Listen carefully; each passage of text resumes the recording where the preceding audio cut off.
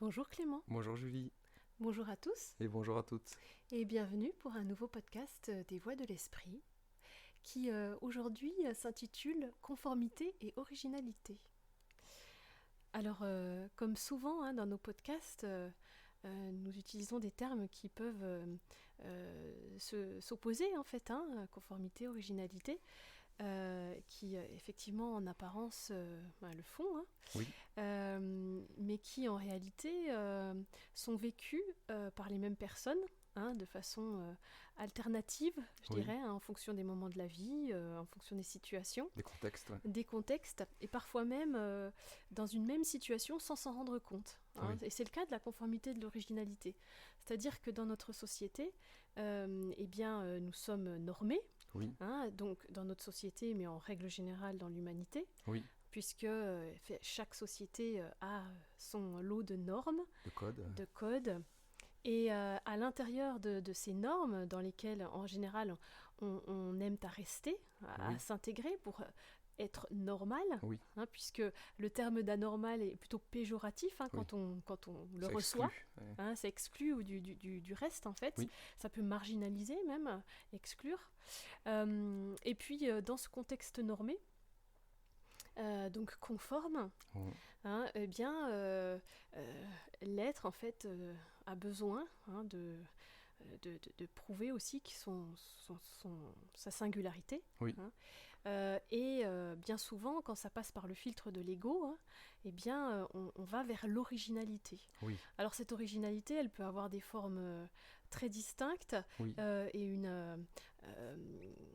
une intensité différente en fonction des personnes. Ça oui, peut passer par des tout petits détails oui, du quotidien, dans le choix de ses vêtements, dans le choix de sa voiture, de petits détails qui sortent oui. de la norme. Des fois invisibles, hein, Oui, qui se veulent invisibles, c'est-à-dire que seul soi-même ou son cercle de proches est au courant. oui, tout à Hein. fait. Ça peut être le cas d'un tatouage, par exemple, Exactement, ou d'un piercing, ou voilà, des absolument. choses comme ça. Et puis, ça peut prendre évidemment une forme beaucoup plus Exhibitionniste. exhibitionniste, visible, dans le cas des personnes qu'on peut dire marginales, par exemple, Oui, qui vont jusque dans leur mode de vie, revendiquer, oui, voilà, qui se veulent ou se disent originales en fait. Hein. originaux, voilà. Ouais.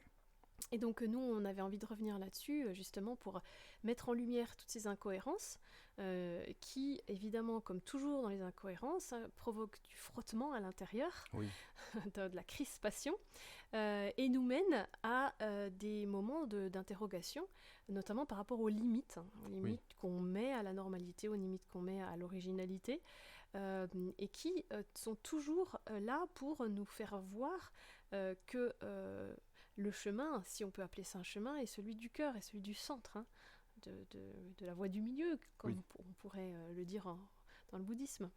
exactement. Et que cette voie du milieu, elle a pour, on va dire, rayonnement, pour vibration, pour signification, aux yeux de soi comme aux yeux des autres, la tempérance. Et Mhm. donc elle n'est jamais soit une contraction pour obéir, se conformer à des règles, à des normes très strictes que certains modèles de société, dans lesquels certains modèles de société fonctionnent et nous enferment, ni elle n'a pas non plus cette tempérance comme signification d'être voilà, sensationnel ou extravagant ou complètement loufoque ou extrêmement, on va dire, visible et capteur d'attention et jusqu'à aller éventuellement à l'adulation. Donc c'est là où quelque part, c'est dès le départ qu'il faut se poser la question de ce qui est la normalité. Puisque si je demande à définir la propreté pour une personne ou pour une autre, chacun va avoir son seuil de ce qu'il considère un endroit propre d'un endroit impropre. Mhm. Et ce seuil étant forcément relatif, il est évident que c'est codifié par un ensemble de choses, y compris l'éducation que l'on reçoit et la culture sociétale dans laquelle on baigne. Donc c'est de ça dont il s'agit, c'est-à-dire euh, où est-ce qu'est l'équilibre, hein, l'équilibre fondamental, c'est-à-dire le bon sens. Et l'équilibre, on le trouve généralement lorsqu'on s'interroge dans le fait justement de ne pas ressentir une crispation lorsque ce n'est pas en ordre comme on le voudrait. C'est-à-dire en ordre, je parlais de propreté, mais lorsqu'on parle d'ordre, ça peut être aussi, je sais pas, j'ai quelqu'un qui passe devant moi à un moment donné dans la file d'attente. Est-ce que ça me fait réagir? Ou au contraire, je considère que aujourd'hui c'est comme ça, la dernière fois on m'a laissé passer, et je considère que ça obéit à une logique en fait, un ordre, c'est-à-dire un plan beaucoup plus grand qui sait ce qui est bon euh, pour, pour moi, comme pour le reste de la vie, ou au contraire, est-ce que ça me tend, ça me crispe. Et dès que, effectivement, on brandit la norme en disant c'est pas normal, Mhm. eh bien à ce moment-là, on voit bien que ce qui est censé régir la normalité fait, en fait, de moi euh, un être anormal, c'est-à-dire qui surréagit aux situations parce que monsieur n'a pas respecté la limite de 50 km/h en rentrant dans le village, et donc je vais m'arracher les cheveux, pester, aller voir pourquoi pas le maire ou la mairesse pour lui signifier qu'il y a des incivilités qui sont en fait à tout bout de champ. Alors dès qu'on... Et là je parle évidemment d'expériences réellement observées hein, pour pouvoir partager ça. Mais dès qu'on est comme ça hors de ses gonds, Mhm. qu'on sort de ses baskets, ça veut dire qu'effectivement, la norme est pour nous quelque chose qui, lorsqu'elle n'est pas respectée, est quelque chose qui, du coup, nous amène paradoxalement à vivre un comportement anormal. Et paradoxalement, comme tu le dis, souvent ce sont les personnes qui sortent le plus de leur gond, Oui, hein, par rapport à cette normalité non respectée, oui, qui elles-mêmes peuvent faire preuve de comportements anormaux dans d'autres sphères en fait. oui, Hein. Parce qu'il y a des gens qui peuvent être dans, on va dire, leur gestion du quotidien très très normée, oui, voilà, avec une famille, un travail, les courses une fois par semaine, une sortie le week-end, enfin voilà, quelque chose de très organisé, organisé qui rentre dans la norme de ce qu'on appellerait une vie saine, une vie classique, ouais, classiques oui, chez nous et qui, à l'inverse, vont avoir des comportements très, par exemple, apeurés, très méfiants par rapport aux moindres changements qu'on pourrait leur proposer dans la vie. oui, Hein, et ce qui, en soi, n'est pas non plus quelque chose qui pourrait être considéré comme normal pour d'autres. oui, Hein, c'est-à-dire de refuser toute petite modification dans les plans, dans les changements, dans les choses comme ça. Donc il y a oui, une forme de rigidité, d'inflexibilité oui, du fait un de manque de souplesse, voilà, de souplesse du fait de l'application d'une norme. Et c'est oui, pas forcément que dans le quotidien, hein, ça oui, peut être dans d'autres sphères. oui, Dans la sphère du travail, dans la sphère de ce qui doit se faire par exemple entre collègues au travail ou avec son patron. oui, Voilà. Donc c'est là qu'on voit que la norme, en fait, elle est tellement variable en fonction des êtres. oui, Hein, tout à l'heure, tu parlais de file d'attente. Moi qui voyageais en Inde, je peux dire qu'en Inde, on ne fait pas comme ça du tout. oui, C'est pas du tout la norme. Hein. La norme, c'est à l'inverse de... Voilà, c'est le premier dont le billet est attrapé par, le par contrôleur le contrôleur ou le vendeur de billets de train qui passe, qui passe, hein, et c'est comme ça. Et quand on a une autre norme, d'ailleurs, on est très enfermé par ces normes, oui, hein, parce qu'on n'ose pas oui, faire comme les gens du pays qu'on visite, en oui, fait. C'est-à-dire qu'il y a vraiment quelque chose en nous qui résiste, qui résiste à l'idée de faire comme ça se fait dans le pays, alors qu'on est dans le pays. oui, Hein, c'est vraiment incroyable à quel point ça imprègne en fait nos comportements oui, et ça nous freine d'être nous-mêmes en oui. fait Alors complètement. l'idée, c'est pas de dire qu'en Inde, ce comportement ou cette norme est mieux Et que mieux, la ouais. norme que Mhm. ici qui est appliquée. C'est justement ça qui est à voir, c'est-à-dire que c'est une norme construite dont il faut se départir, déconstruire à l'intérieur de sa représentation mentale et ensuite de son schéma et ensuite de ses actes pour petit à petit s'émanciper, s'affranchir, voilà, et rentrer dans une liberté. Et la liberté, c'est la liberté de pouvoir écouter ce qui dans l'instant est juste. Mhm. Peut-être que dans l'instant, la personne qui nous passe devant, ça va être l'occasion d'aller lui dire est-ce que tu as vu que tu t'étais inséré dans la file d'attente alors que j'attends moi-même depuis tant de temps, ou alors est-ce qu'on va considérer que soi-même on a le temps et qu'en Mhm. passant devant, elle nous permet aussi d'aller voir, de nous donner l'occasion d'aller voir quelque chose qui nous attire ou de prendre le temps de faire autre chose. Parce Mhm. que effectivement, des fois, quand quelqu'un nous passe devant et est censé nous voler du temps ou prendre notre place, ce genre. C'est tout de suite ce qui nous vient à Oui, l'esprit. c'est l'ego qui réagit C'est là. l'ego qui réagit. Mais des fois, ce temps est à mettre à profit, c'est-à-dire que ce temps nous est alloué par la vie, parce que nous devons le prendre, l'utiliser Ouais. pour mener une action à laquelle nous n'aurions pas pensé. On reçoit un coup de fil, par exemple, Un coup de fil. on peut y répondre. Exactement. Ah, C'est ce genre de choses, c'est-à-dire que tout s'organise pour que effectivement nous soyons disposés, disponibles à recevoir ce qui est parfaitement bon pour nous. Mhm. Voilà. Et donc, à l'inverse, cette originalité, elle-même, en fait, est le pendant opposé de cette normalité, Oui. dans le sens où c'est la même fréquence. Oui. Donc, c'est là qui s'exprime par le fait de vouloir sortir du lot, mais tout en étant évidemment dans une forme de discrétion, Oui. puisque comme on le dit, ça peut se traduire par des toutes petites choses.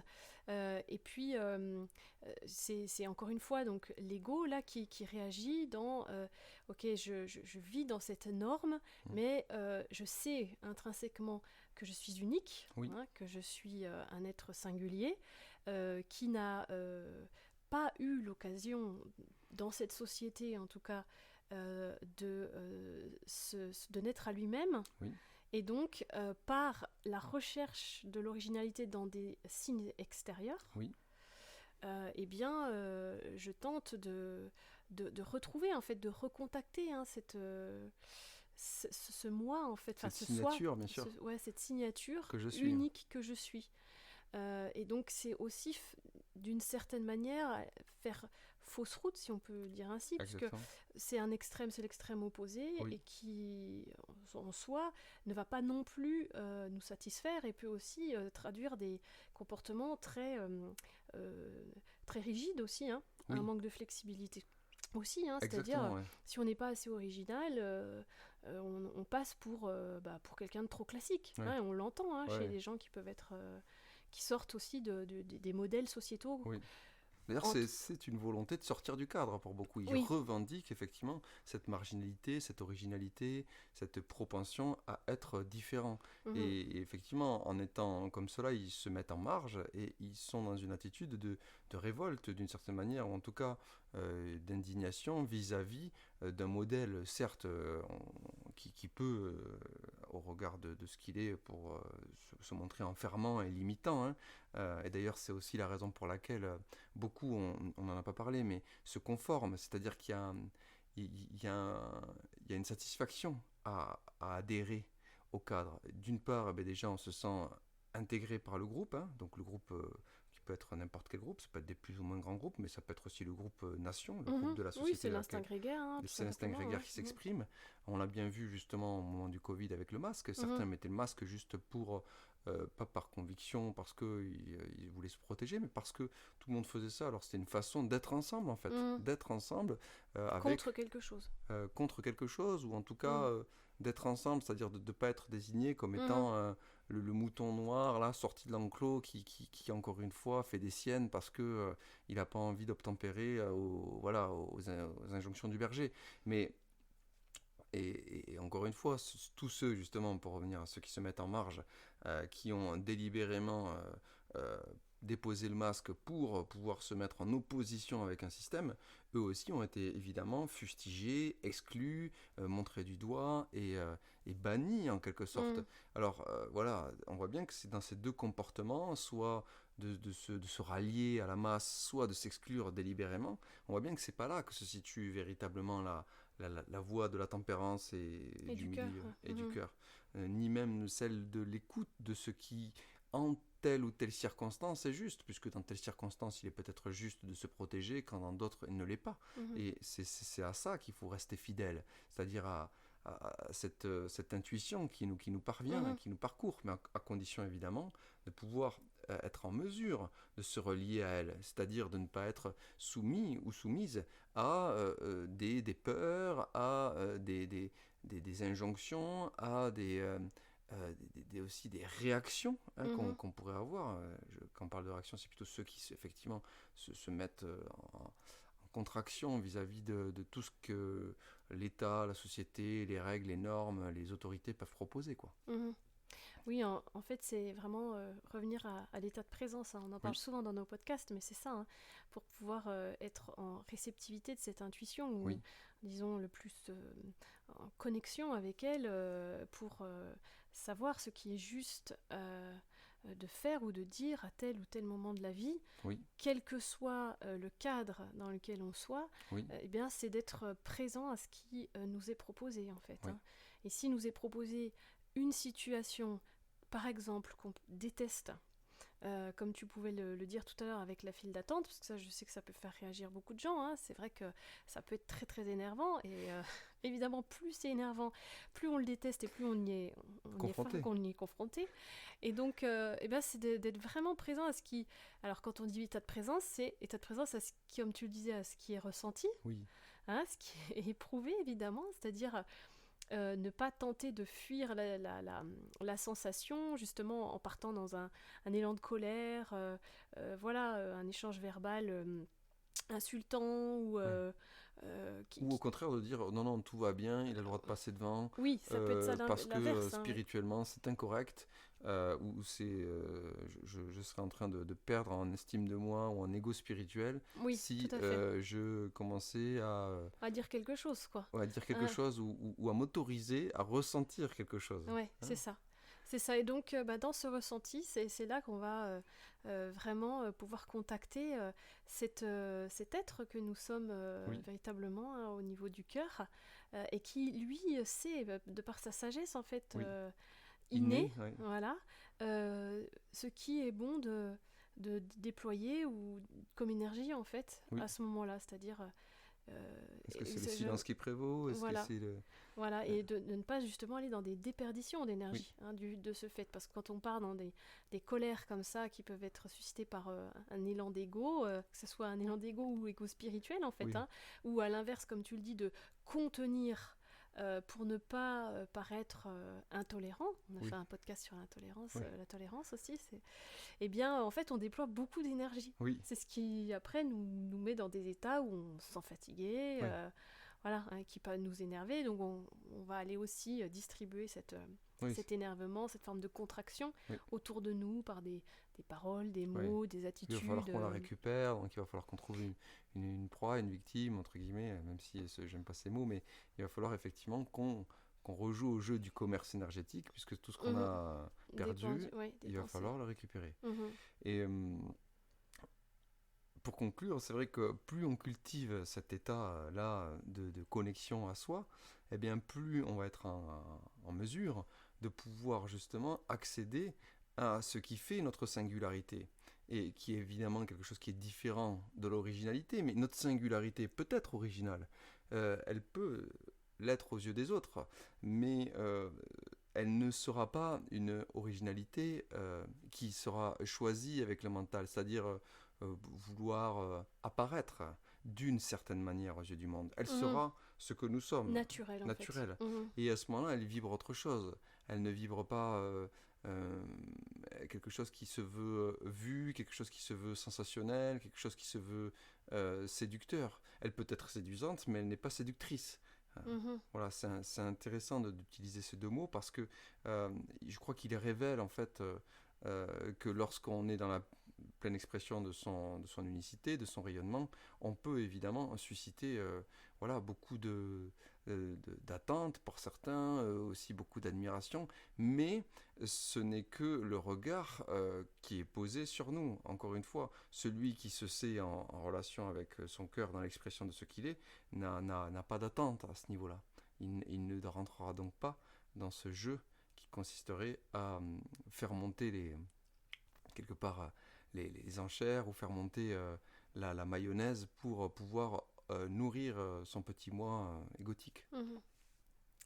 Bah, ce sera le mot de la fin, Oui, Clément. merci Julie. Merci à toi. Merci à tous. Merci à vous. Et à bientôt pour un prochain podcast. À bientôt.